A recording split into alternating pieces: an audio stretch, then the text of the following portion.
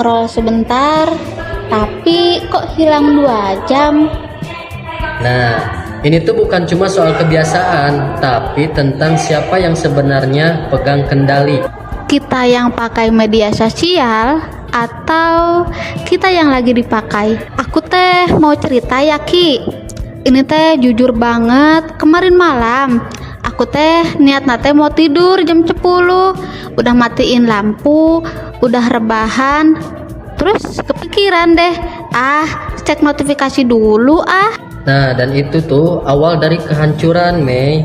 Iya, awalnya cuma satu video, terus video lain, terus ini kayaknya lucu deh, ini kayaknya penting deh. Tahu-tahu jam 2 pagi. Dan besoknya Ngantuk, nggak fokus, dan nyesel sih. tapi diulang lagi kan? Iya. Ini yang menarik nih.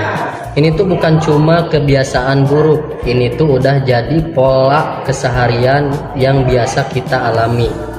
Pola yang kebentuk tanpa kita sadar. Nah, bukan cuma kebentuk loh Taimei, tapi itu tuh sengaja dibentuk tanpa kita sadari gitu. Nah, gue sempat cari data nih, rata-rata orang bisa habisin 4-6 jam sehari loh di media sosial.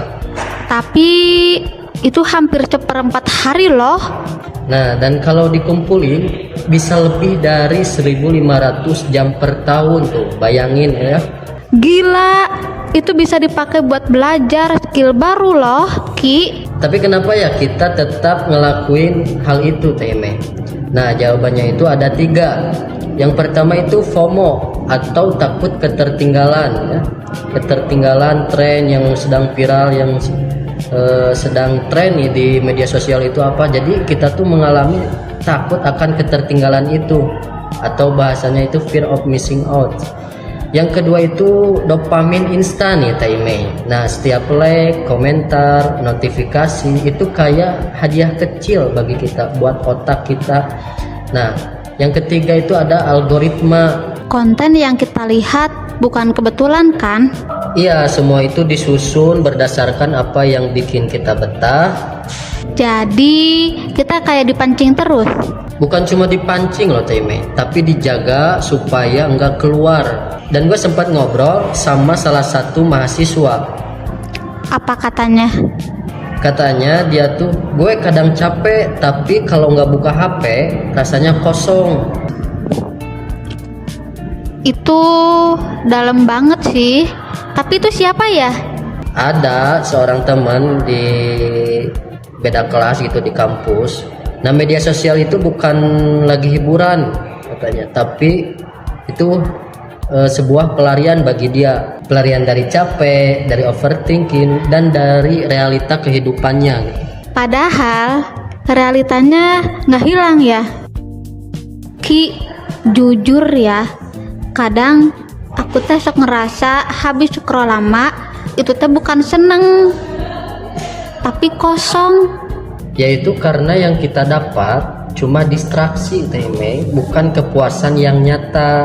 Berarti selama ini kita cuma mengisi waktu kosong, bukan menggunakan waktu Taimei. dan kayaknya itu beda jauh ya. Iya, itu sangat jauh itu.